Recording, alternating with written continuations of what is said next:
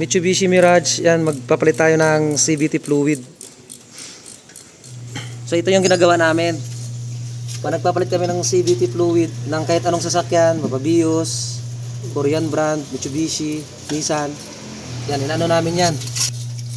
Sinasahod namin. Yan, sinasahod namin. So kung ano yung nasahod namin, kung ano yung na-drain, sinusukat namin yan.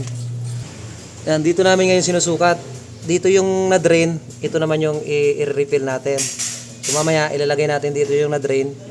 Tapos susukatin natin kung ilang liters yung na-drain. Ganon din kadami dapat yung ibabalik natin. Yan, tingnan nyo yung na-drain. Ang dami na yan. Malamang nasa 4.5 to 5 liters yan. Yan, ito kasi guys, mas accurate ito.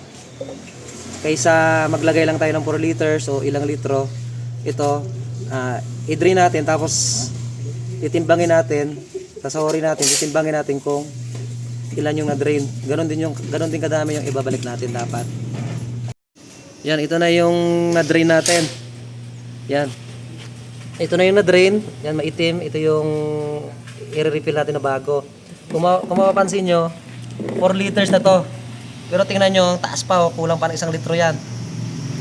Yan. Ngayon, kapag hindi mo sinukat at nilagyan mo lang ng 4 na litro, 1 litro halos yung kulang doon sa transmission. Yan. 4 na yung nilagay natin. Yung 4 na litro na yun. So, dadagdagan natin ng 1. Yan. Dagdagan natin ng 1 litro pa.